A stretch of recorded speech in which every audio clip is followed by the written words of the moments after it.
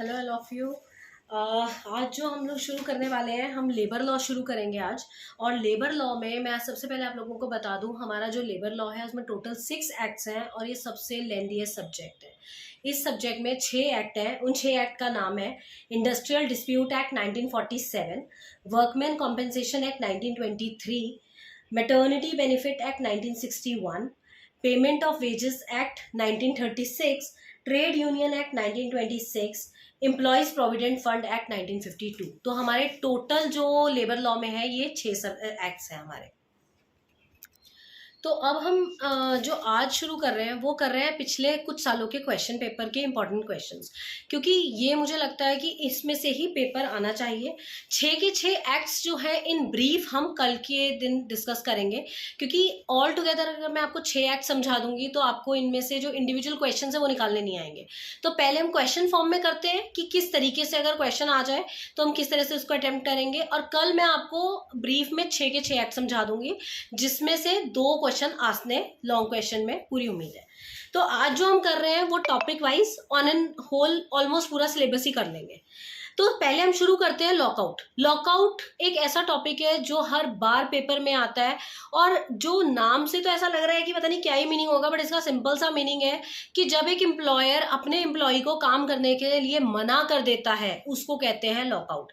काम करने से रोकना is known as lockout.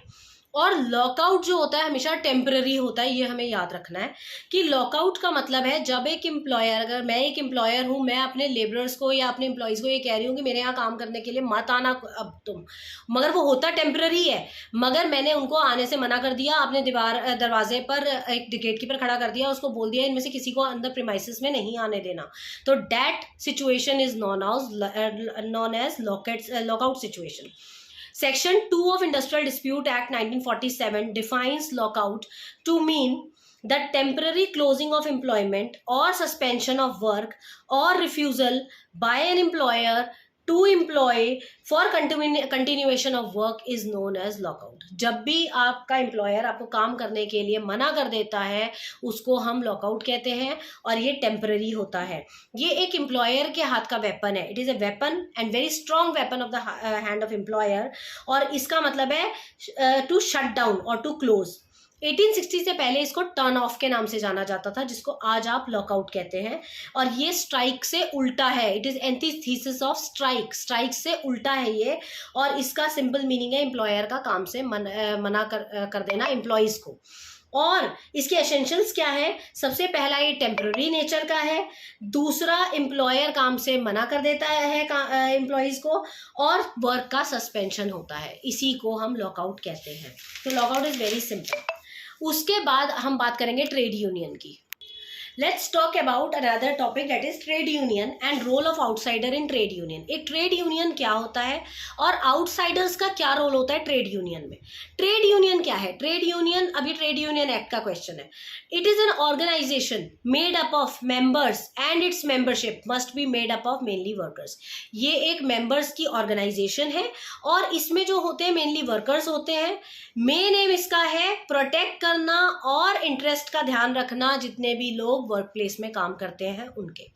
Section 2H कहता है कि ट्रेड यूनियन एक कॉम्बिनेशन है टेम्पररी या परमानेंट, जो कि प्राइमरीली फॉर्म किया गया है रिलेशनशिप स्ट्रॉन्ग करने के लिए। किसके?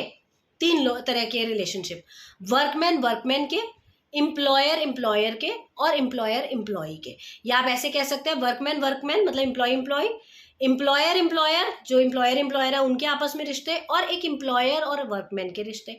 इन 3 तरह के रिलेशनशिप को प्रॉपर कॉर्डियल तरह से चलाने के लिए ट्रेड यूनियन एस्टेब्लिश होती है। ट्रेड यूनियन का लॉ प्रोवाइड करता है बाहर के लोगों को भी आने के लिए, outsiders allowed in trade union as an office bearers. Office bearer के फॉर्म में वो अलाउड है, पहले हाफ होते थे, अब 1/3 अलाउड है। ठीक है, मतलब अगर आपके पास आपके ट्रेड यूनियन में 90 लोग हैं तो उनमें से 30 अलाउड हैं कि वो आउटसाइडर्स हो, जो ऑफिस बियरर्स होते हैं। तो ट्रेड यूनियन ऑर्गेनाइजेशंस का कॉम्बिनेशन भी हो सकता है और लोगों का ग्रुप भी हो सकता है, that is called trade union. Now the third topic is wages under payment of wage act 1936। Wages को आप कैसे डिफाइन करेंगे, ये सब शॉर्ट क्वेश्चन में और 10 मार्कर्स में आ जाते हैं। वेजेस का मतलब क्या है? वेजेस का मतलब है according to act it includes सारे रेम्यूनरेशन जो कि एक्सप्रेस किए जाते हैं मनी की टर्म्स में। जब आप मनी की टर्म्स में सारे रेम्यूनरेशन को एक्सप्लेन करते हो, एक्सप्रेस करते हो, उसी को हम वेजेस कहते हैं। और टेक्निकली अगर मैं बात करूं तो wages means all emoluments which are earned by an employee while on duty or on leave in accordance with the terms and condition of the employment। Employment की टर्म्स एंड कंडीशन पे जितने भी employ को wages मिलते हैं काम पे आने पे, प्लस लीव के भी पैसे, क्योंकि हर जॉब में लीव के भी पैसे होते हैं, अर्न लीव, अनअर्न लीव, आपने सुना होगा काफ़ी।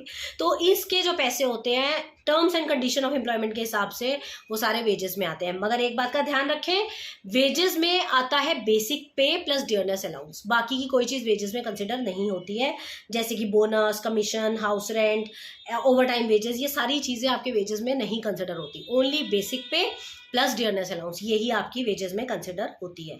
तो it is called wages under payment of wages act 1936। तो अब ये हुए हमारे 3 टॉपिक। एक टॉपिक और कर लेते हैं, when individual dispute is deemed to be industrial dispute. एक इंडिविजुअल डिस्प्यूट को आप इंडस्ट्रियल डिस्प्यूट कब कंसिडर करेंगे? बहुत सिंपल है, मैं अकेली, मेरे साथ कुछ गलत हो गया कंपनी में, मुझे हटा दिया, मुझे डिसमिस कर दिया, एनीथिंग, मैं खड़ी हूँ अपने फाइट करने के लिए, मेरे अकेले के ऊपर कोई ध्यान नहीं देने वाला। यही अगर मैं यूनिटी बना के सबको लेके चली जाऊँ अपने साथ, या मेरे 10 लोग भी मेरे साथ खड़े हो जाएंगे, तो मेरा डिस्प्यूट एक सोशल डिस्प्यूट या पूरा का पूरा ग्रुप डिस्प्यूट बन जाएगा। That is what is the answer. Individual dispute तब एक इंडस्ट्रियल डिस्प्यूट बन जाता है जब मेरे साथ लेबर फोर्स खड़ी हो जाए, ऑर्गेनाइजेशन खड़ा हो जाए, ट्रेड यूनियन खड़ा हो जाए, उसको कहते हैं इंडस्ट्रियल डिस्प्यूट। सिंगल डिस्प्यूट की कोई वैल्यू नहीं होती। टेक्निकली पढ़ देती हूँ। द इंडस्ट्रियल डिस्प्यूट एक्ट, पहले तो हमने इंडस्ट्रियल डिस्प्यूट को एक्सप्लेन कर दिया और ये भी बता दिया कि इंडस्ट्रियल डिस्प्यूट तब बनता है जब बनाया जाता है, इस एक्ट को बनाया गया कॉर्डियल रिलेशनशिप को मेंटेन करने के लिए। तो अब एक individual dispute is declared as an industrial dispute when a body of workman, trade union or considerable number of workmen are found to have made common cause with individual workman. मेरे अकेले के साथ, एक इंडिविजुअल वर्कमैन के साथ जब workman का पूरा बॉडी, ट्रेड यूनियन या कंसिडरेबल नंबर ऑफ वर्कमैन मेरे साथ खड़े हो जाते हैं, तो यही डिस्प्यूट एक इंडस्ट्रियल डिस्प्यूट का फॉर्म ले लेता है। दिस इज ऑल अबाउट आपका individual and industrial dispute. Next is dependents, the definition of dependents under workmen's compensation act 1923। Who are dependents? Dependents कौन होते हैं? डिपेंडेंट मतलब सिंपल सा है, मैं मर गई, अगर मैं किसी कंपनी में काम कर रही हूँ, आई गॉट डाइड देयर, या मेरे को कुछ डिसेबलमेंट हो गई, तो मेरे पीछे जो लोग हैं, जो डिपेंडेंट है मुझ पे, उनका क्या अधिकार है, उनको किसका अधिकार है? ऐसा नहीं होता कि पूरे परिवार का अधिकार होता है, इसमें कैटेगरीज बनी होती हैं। Dependents mean any of the following relatives of the deceased workman. Section 2(1)(d) हमें बताता है वर्कमैन कॉम्पेंसेशन एक्ट का कि हर वो इंसान क्लेम कर सकता है जो नीचे की 3 कैटेगरी में है। First category of dependent, second category and third category. First category वाले में आते हैं widowed mother, widow, minor legitimate और अडॉप्टेड सन, अनमैरिड लेजिटिमेट और अडॉप्टेड डॉटर, वेदर फुल्ली और पार्शली डिपेंडेंट। ये लोग जो हैं ये आपके फर्स्ट कैटेगरी डिपेंडेंट्स है। Now who are under second category dependents?